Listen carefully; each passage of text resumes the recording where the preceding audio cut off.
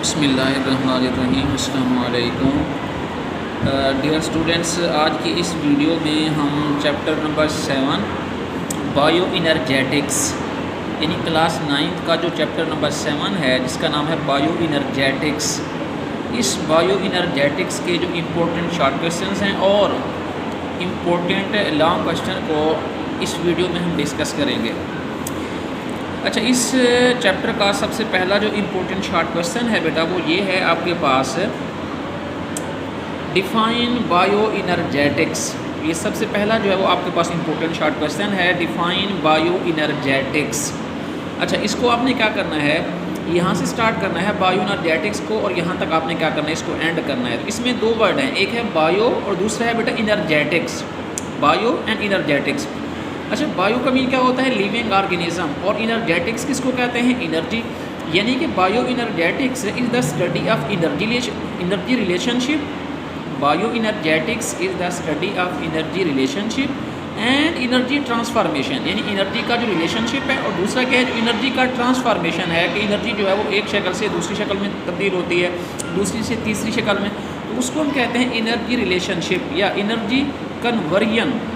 Bio का mean क्या होता है, इन लिविंग ऑर्गेनिज्म। तो इस प्रोसेस को हम नाम देते हैं बायो इनर्जेटिक्स का। तो ये पहला आपका जो है वो इम्पोर्टेंट शॉर्ट क्वेश्चन है, डिफाइन बायो इनर्जेटिक्स। अच्छा, नेक्स्ट अगर हम डिस्कस करें इस चैप्टर का जो सेकंड यानी कि इस चैप्टर का जो इम्पोर्टेंट शॉर्ट क्वेश्चन है बेटा वो ये है कि आपके पास है जी, अच्छा जो हमारे पास सेकंड शॉर्ट क्वेश्चन है बेटा वो ये है कि define oxidation and reduction. Define oxidation and reduction. तो ये दूसरे अल्फाज में जो है ना आपसे यूँ भी पूछा जा सकता है कि what are redox reaction. What are redox reaction. Redox reactions involve the exchange of electrons. अच्छा, रिडॉक्स रिएक्शंस जो हैं वो बेसिकली क्या होता है, it involve the exchange of electron between atoms. इसमें दो एटम हैं। अच्छा, एक एटम क्या करता है, इलेक्ट्रॉन को लूज़ करता है, the loss of electron is called oxidation, while the gain of electron is called reduction. यानी कि दो एटम, एक उनमें से एक एटम क्या करता है, इलेक्ट्रॉन को जो है वो लूज़ करता है, दूसरा क्या करता है, इसको गेन करता है। ये इसकी आपने डायग्राम बनानी है। ये आपके पास एटम ए है, इसके पास क्या हैं, दो इलेक्ट्रॉन्स हैं। तो ये अपने दोनों इलेक्ट्रॉन क्या करता है कि बी एटम को देता है। जब ये ए एटम अपने दोनों इलेक्ट्रॉन किसको देगा, बी को देगा, तो इसको हम कहेंगे ऑक्सीडेशन और इसको हम नाम देंगे रिडक्शन का। जो एटम इलेक्ट्रॉन लूज़ करता है ना उसको हम कहते हैं ऑक्सीडेशन, और जो एटम इलेक्ट्रॉन क्या करता है, गेन करता है, उसको हम नाम देते हैं रिडक्शन का। तो ये आपका जो है वो बेटा सेकंड शॉर्ट क्वेश्चन है इस चैप्टर का, ठीक है। अच्छा, इसका एक और भी पॉइंट है, सेकंड पॉइंट अगर आप करना चाहें तो वो ये है कि व्हेन, यहाँ से लगाना है अपने निशान, when a molecule loses a hydrogen atom it actually loses an electron, it is called as oxidation. तो ये ऑक्सीडेशन का दूसरा पॉइंट है। इसी तरीके से यानी कि when a molecule gain hydrogen atom it actually gain an electron, it is called as reduction. as you know that कि हाइड्रोजन का जो एटॉमिक नंबर है वो एक है, उसके पास एक ही इलेक्ट्रॉन होता है और एक ही क्या होता है, प्रोटॉन होता है। तो जब कोई यानी कि मॉलिक्यूल हाइड्रोजन को लूज़ करेगा उसको हम कहेंगे ऑक्सीडेशन, और जब जो है ना मॉलिक्यूल क्या करता है, हाइड्रोजन को जो है वो गेन करता है, तो उसको हम नाम देते हैं कि इसका रिडक्शन का। तो इसके अंदर आपने ये वाली डायग्राम जो है बनानी है, ठीक है। अच्छा, इसके बाद हमारे पास है जी short question, who discovered ATP. तो ATP was discovered in 1929 by the Karl Lohmann. तो ये भी जो है ना एक इम्पोर्टेंट शॉर्ट क्वेश्चन है, हु डिस्कवर्ड एटीपी। इसके अलावा जो है ना ये ऑब्जेक्टिव के लिहाज से भी अहम है। अच्छा, इसके बाद आपके पास है बेटा what are the sub unit of ATP. It is very very important, very very important short question. तो सब यूनिट ऑफ एटीपी क्या है, ईच एटीपी मॉलिक्यूल हैज़ 3 सब यूनिट। इसमें आपके पास क्या है, एडिनिन। एडिनिन क्या है, एक डबल रिंग जो है वो नाइट्रोजनस बेस है। इसके अलावा क्या है, राइबोज है जो कि 5 कार्बन शुगर है, और 3 जो है वो फास्फेट हैं। 3 फास्फेट हैं जो कि एक लीनियर चेन में क्या होते हैं, अटैच होते हैं। इसको आपने यहाँ से लेकर यहाँ तक करना है, ठीक है।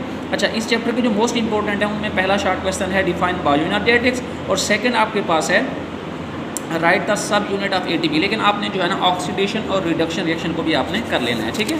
अच्छा, इसके बाद हम नेक्स्ट जो है वो चलते हैं। अच्छा, इसकी जो डायग्राम है ये भी आपको आनी चाहिए, ठीक है। ड्रा द स्ट्रक्चर या draw the structure of the sub unit of ATP. तो एटीपी की जो सब यूनिट हैं इनकी जो डायग्राम है इसको आपने क्या करना है, बनाना भी है, ठीक है, और इसी तरीके से इसको आपने क्या करना है, लेबल भी कर देना है, ठीक है। तो ये शार्ट के लिहाज से जो है वो अहम है।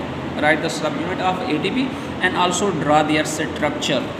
अच्छा, नेक्स्ट हम देखते हैं इस चैप्टर का जो बेटा इंपॉर्टेंट शॉर्ट क्वेश्चन है वो है हमारे पास डिफाइन फोटोसिंथेसिस। डिफाइन फोटोसिंथेसिस, तो it is very very important short questions. अच्छा, फोटोसिंथेसिस इसको आपने कहाँ से करना है बेटा, यहाँ से लेकर आपने इसको करना है यहाँ तक। तो फोटोसिंथेसिस क्या है, synthesis of glucose from carbon dioxide, जो कि प्लांट जो है वो एयर से लेते हैं, एटमॉस्फेयर से लेते हैं, जबकि जो वाटर है वो ज़मीन से लेते हैं। इस तरीके से सनलाइट और क्लोरोफिल जो है वो क्या करते हैं, सनलाइट और जो प्लांट्स के अंदर क्लोरोफिल होते हैं वो क्या करते हैं, बेसिकली जो है वो यूज़ करते हैं सनलाइट को, और जिससे क्या करते हैं, ग्लूकोज बनाते हैं, और इसके साथ साथ इसमें क्या होता है, ऑक्सीजन जो है वो एज ए बाई प्रोडक्ट जो प्रोड्यूस होता है। इसके बाद यहाँ पे एक MCQ है कि फोटोसिंथेसिस जो है एक एनाबॉलिक प्रोसेस है। इसको आपने बेटा यहाँ से लेकर यहाँ तक करना है, फिर आपने इसकी क्या करनी है, इक्वेशन करनी है, ठीक है। इसकी इक्वेशन जो है वो आपने यहाँ से लेकर इसको आपने यहाँ तक करना है, ठीक है।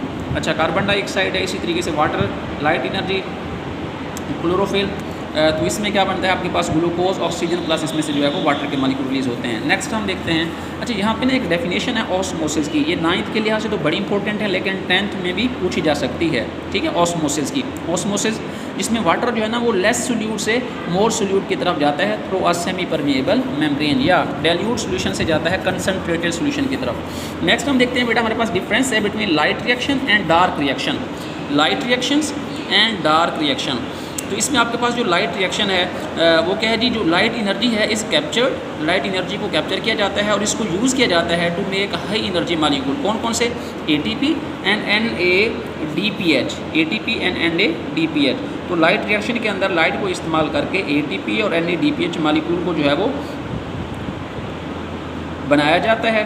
दीज रिएक्शन जो होते हैं इनको हम कहते हैं लाइट रिएक्शन। क्यों लाइट रिएक्शन कहते हैं, that take place on the thylakoid membrane of chloroplast. अच्छा, these reaction are known as a light reaction. Light reaction इसलिए कहते हैं क्योंकि ये डायरेक्ट क्या करते हैं, सनलाइट को जो है वो यूज़ करते हैं और उससे जो है वो हाई एनर्जी मॉलिक्यूल बनाते हैं जिसे हम कहते हैं ATP एंड NADPH। इसको आपने यहाँ से लेकर यहाँ तक आपने इसको बेटा करना है, ठीक है, यहाँ तक, ठीक है।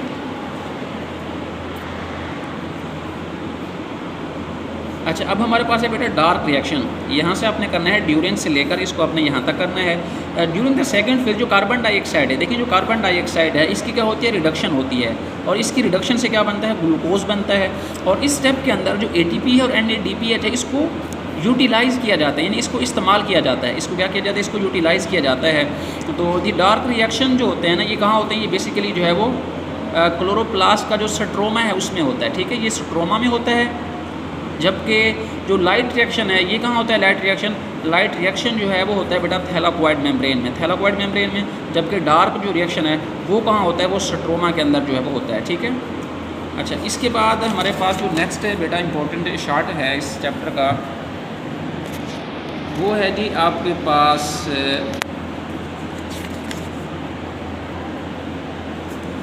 वो है बेटा हमारे पास डिफाइन पिगमेंट।